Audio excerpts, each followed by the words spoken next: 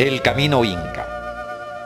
La cultura inca o tahuantinsuyana ocupó un vasto, variado y accidentado territorio que comprendió las 9/10 partes de la costa occidental de la América del Sur.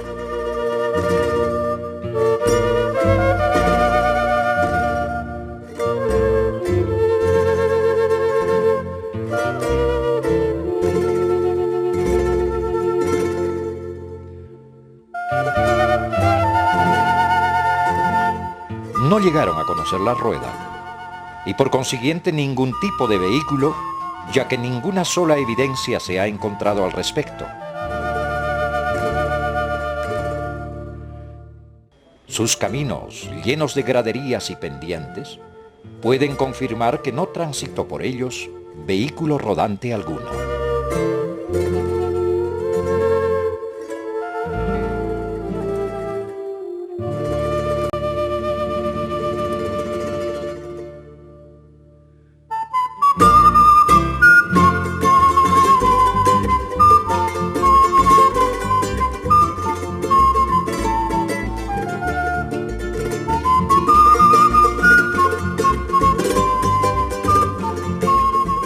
Podría pensarse que por no conocer la rueda, no debieron haber viajado mucho. Sin embargo, habrán pocas culturas antiguas, o tal vez ninguna, que haya movilizado verdaderas masas de gente como lo hizo la Inca.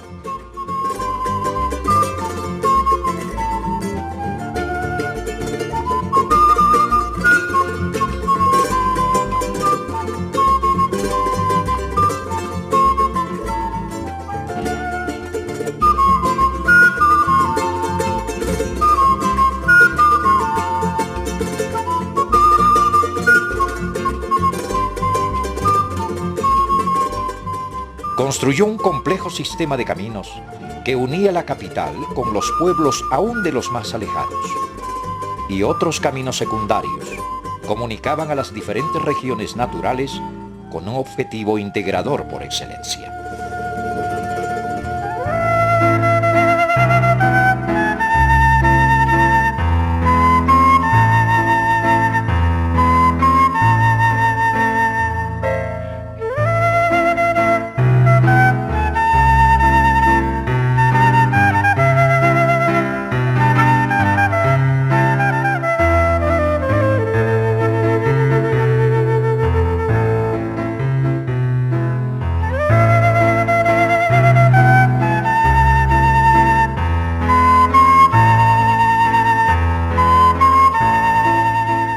Pocos caminos de estos quedan, y tal vez uno de los mejor conservados es el que unía la ciudad de Machu Picchu con la capital del Tahuantinsuyo, Cusco o Cosco, conocido en la actualidad como el Camino Inca. En su recorrido tiene tampus, adoratorios, pequeñas fortalezas y sobre todo discurre sobre un variado y bellísimo paisaje cuyas altitudes oscilan entre los 2000 y los 4050 metros sobre el nivel del mar.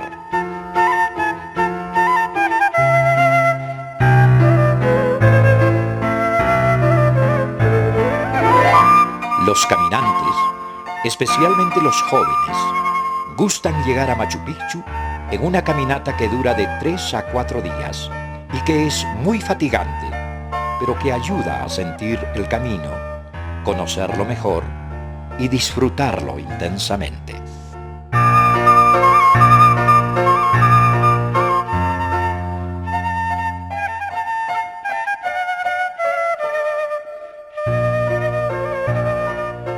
Algunos comienzan el viaje en la zona llamada Chilca, kilómetro 77 por la vía férrea, y avanza por la margen izquierda del río Urubamba.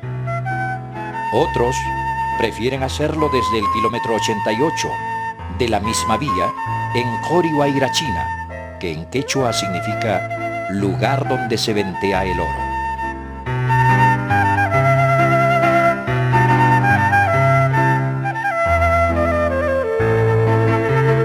Se aprecia aquí una obra de arte elíptica dedicada al culto y que consiste en la silueta del busto de una llama formada por unas losas uniformes pegadas al costado de una roca plana muy grande que se halla a la orilla del río a considerable altura de su nivel.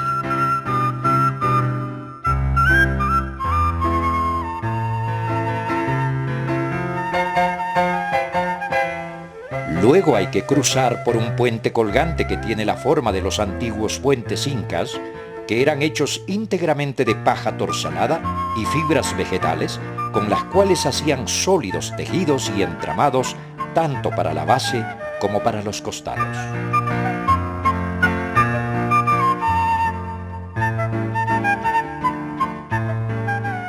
En la cultura andina se hicieron hasta 3 clases de puentes: los colgantes para cruzar cañones de gran altura, los puentes fijos cuando la altura del río permitía poner bases de piedra, muchas de las cuales sirven actualmente, y finalmente los puentes flotantes, hechos de madera, fibras y juncos, como una sucesión de balsas unidas entre sí para cruzar zonas de aguas tranquilas y amplias.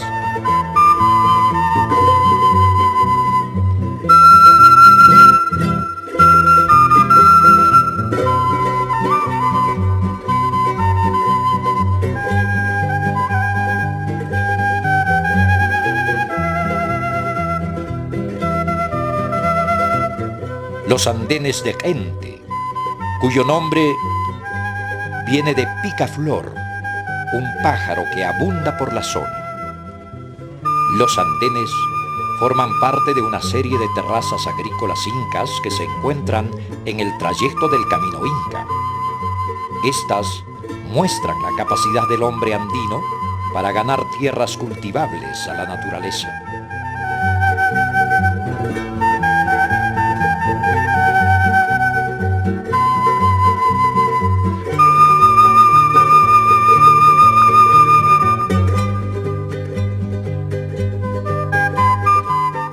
Los andenes llegan hasta la orilla del río y sus muros laterales cumplen una doble función: evitar los deslizamientos del área cultivable y servir de muro de encauzamiento del río en épocas de crecida.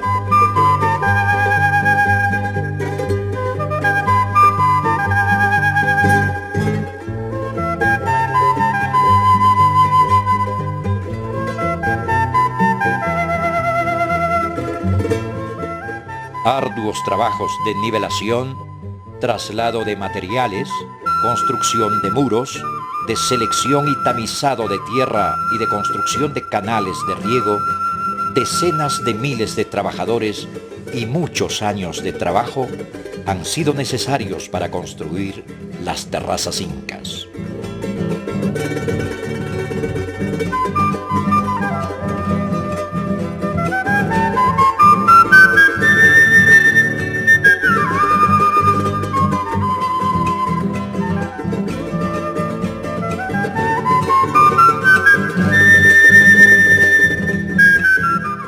En otros lugares, las tierras de cultivo fueron un regalo de la naturaleza.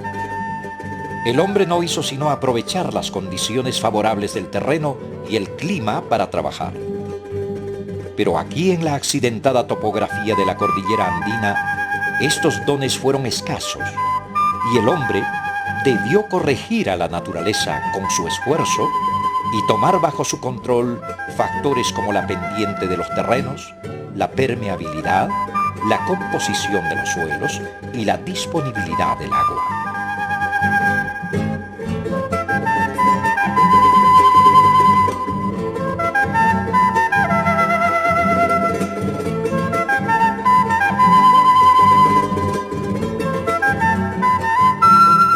Se hicieron miles de andenerías en todo el Tahuantinsuyo, donde se apreciaba en su justa medida cada área de terreno, por muy pequeña que fuera, porque se sabía el gran esfuerzo que había costado obtenerla.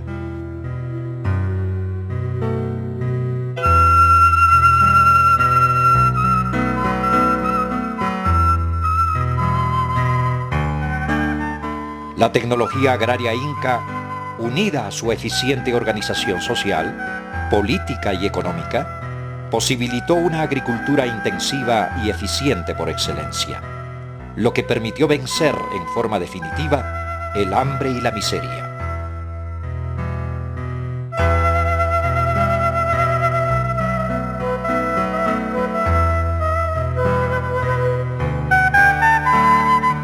La tecnología agraria inca dejó a la humanidad una superficie cultivable de magnitud considerable, ganada a la naturaleza. Una muestra es este grupo arqueológico de gente y que consta de 3 partes. Una a cada orilla del río y la tercera en la parte superior del cerro en un estado de conservación bastante precario. Patallahta significa ciudad al costado.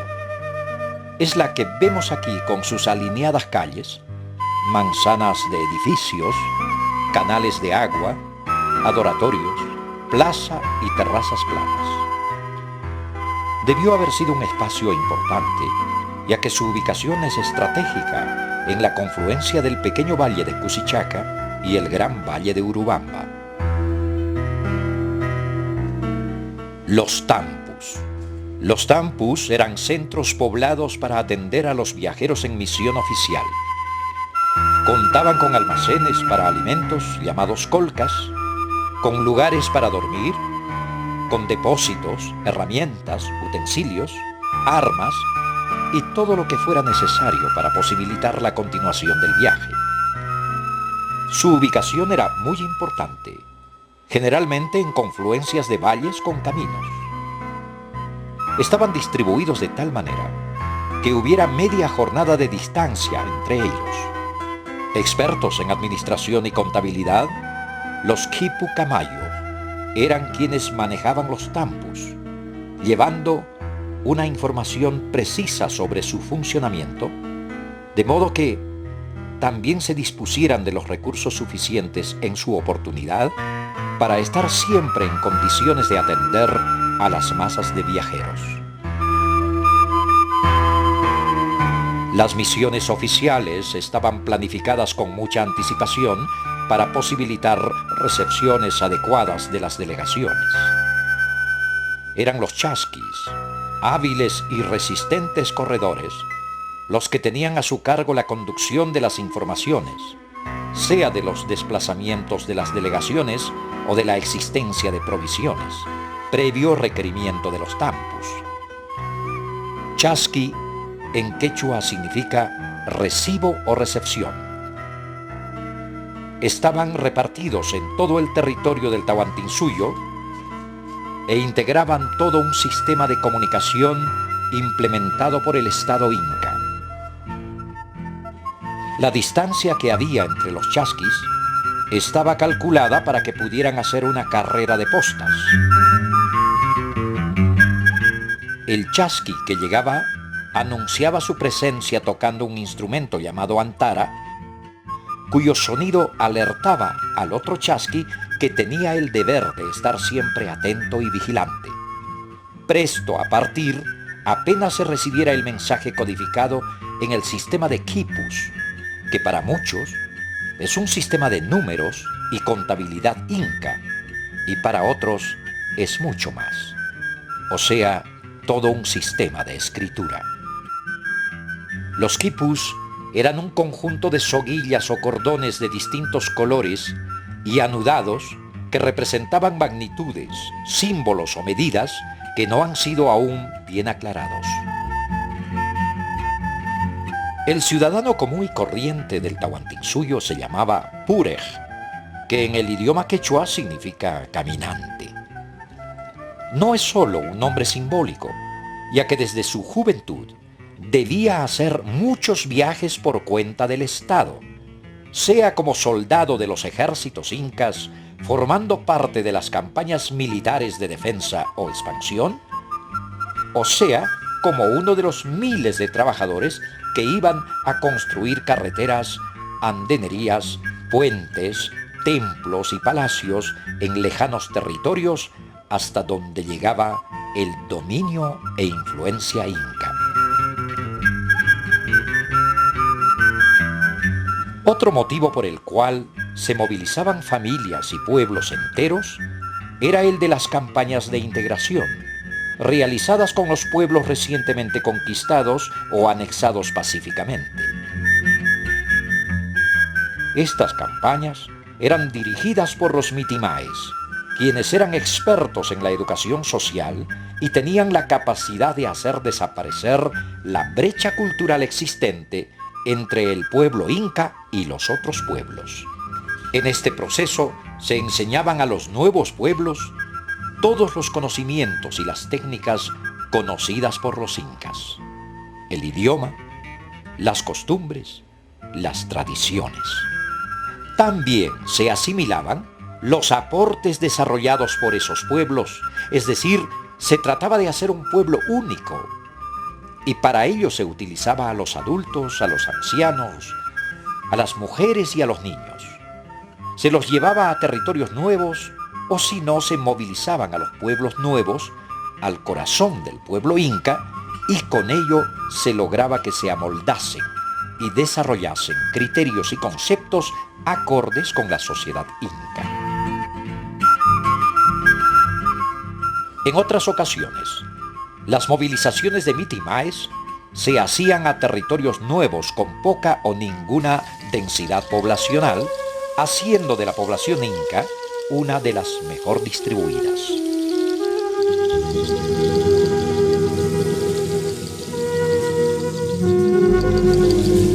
El camino inca tiene en muchas partes un ancho de 1,80 m y está empedrado con piezas bien trabajadas, las cuales en muchos casos han tenido que ser puestas en las llamadas veredas flotantes, es decir, se ha construido el camino en la orilla de precipicios a muchos metros de altura para poder resolver la fuerte inclinación de los cerros por los que se atraviesa.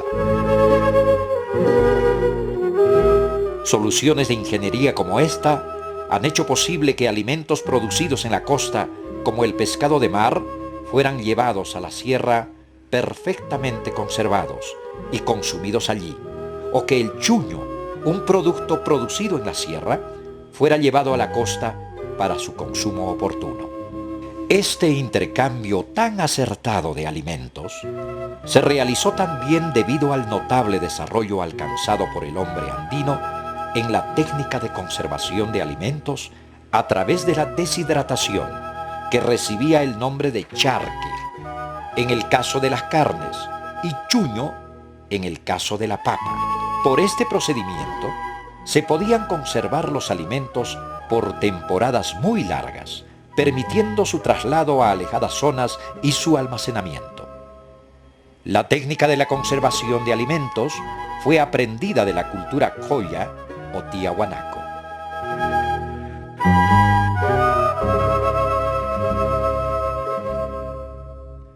La ceja de selva comienza en el segundo Abra, a partir del cual se inicia también un parque natural con cientos de flores y animales, muchos de ellos en peligro de extinción.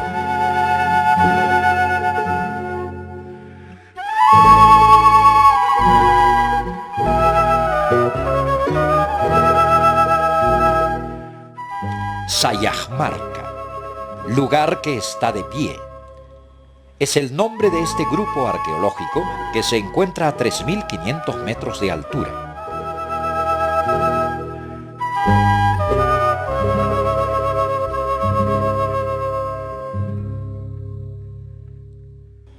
Por la ubicación que tiene y por el amplio panorama que domina, debió ser sobre todo un puesto de vigilancia.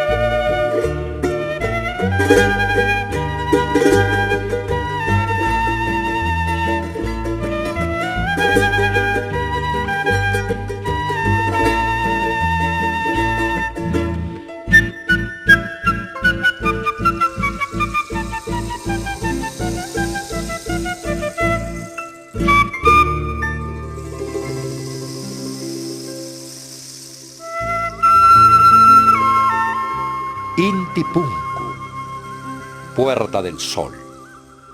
Después de varias jornadas, atravesando por varios climas y por bellos y diversos paisajes, por fin, la Puerta del Sol anuncia que al otro lado está la ciudad cuya contemplación nos hará olvidar en un instante todas las penalidades del viaje.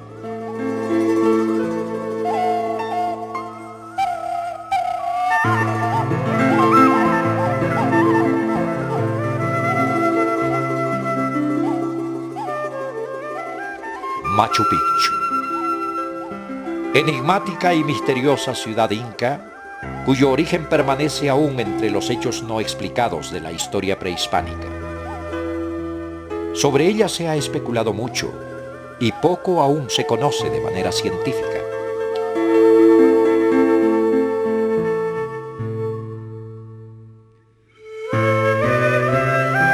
Se encuentra engarzada en los Andes peruanos, como una joya invalorable del Valle Sagrado de los Incas en el departamento del Cusco al sur del Perú.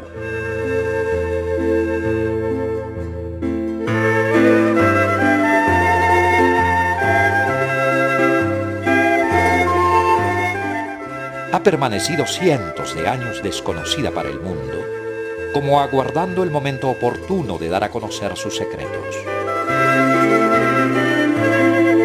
Aún hoy permanece en una actitud de prudente reserva, guardando muchos de ellos.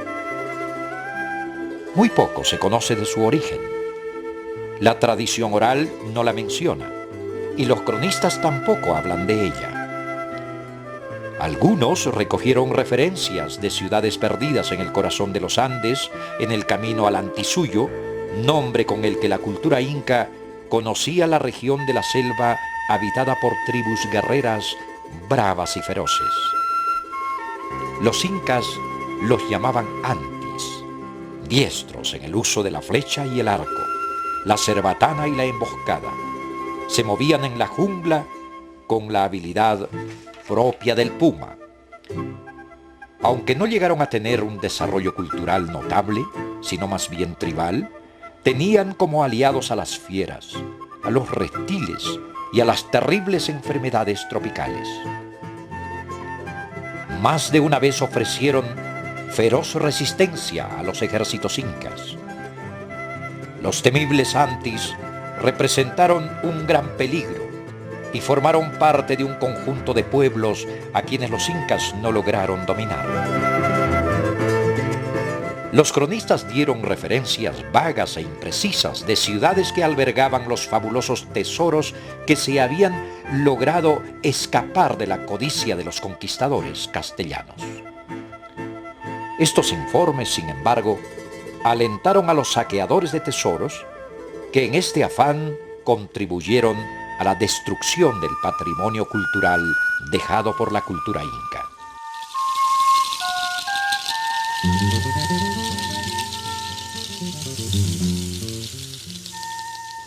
Al permanecer Machu Picchu ignorada por los españoles, se salvó de tener el mismo destino que otras ciudades en las cuales los conquistadores hicieron edificaciones al estilo español. Se destruyeron así hermosos palacios, templos, residencias, puentes y caminos, con la finalidad de no dejar vestigios de la gran cultura inca y para borrarla de la memoria de las generaciones nuevas y al mismo tiempo aprovechar todos sus logros dejados por esta cultura en provecho propio.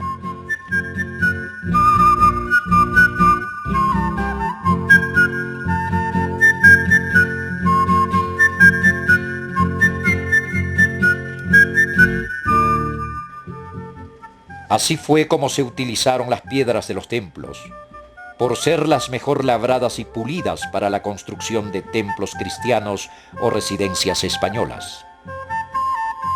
Tal fue lo que sucedió en Cusco, Pisa, Chinchero, Sacsayhuamán y otros que no son ahora sino lo que los conquistadores dejaron de ellas.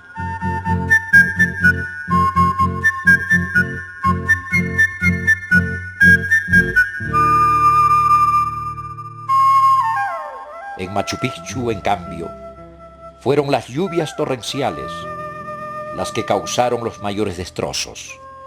Los barrios de la clase dominante, los de mejor factura, son los únicos que quedan.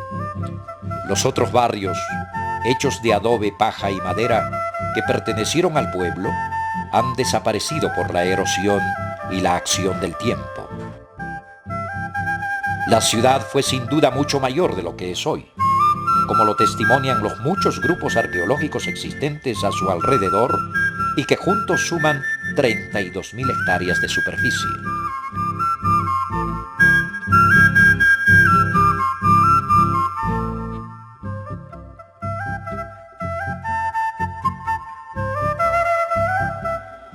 Los últimos días de Machu Picchu se desconocen, así como las causas de su despoblamiento. Se dice que estuvo ligada a Manco II, el joven inca de 19 años al que los conquistadores coronaron como sucesor de Atahualpa y quisieron manejar como a un títere. Manco II se fugó a la región del Anti, acompañado por sus más fieles seguidores y de las Aclias o vírgenes escogidas para el sol. Se cuenta que pudo haber organizado la gran rebelión desde Machu Picchu. Volvió luego a sitiar a los conquistadores en el Cusco, pudiendo haberlos vencido, de no ser por el regreso de una expedición española que retornaba de Chile y que salvó a los sitiados de manera circunstancial.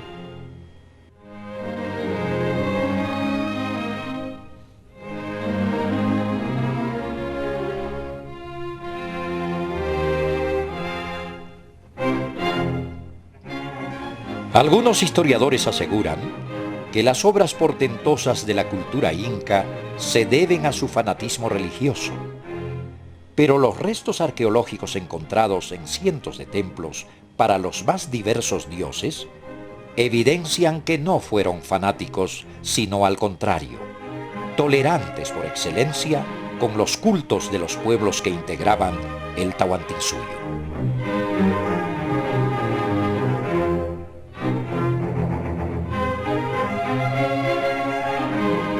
Quizás a manera de respuesta habría que mencionar ese código moral sintetizado en su manera de saludar y que esta vez nosotros usamos para despedirnos. Amasúa, no seas ladrón. Amayulia, no seas mentiroso. Amaquella, no seas ocioso. Amasipi, no seas asesino.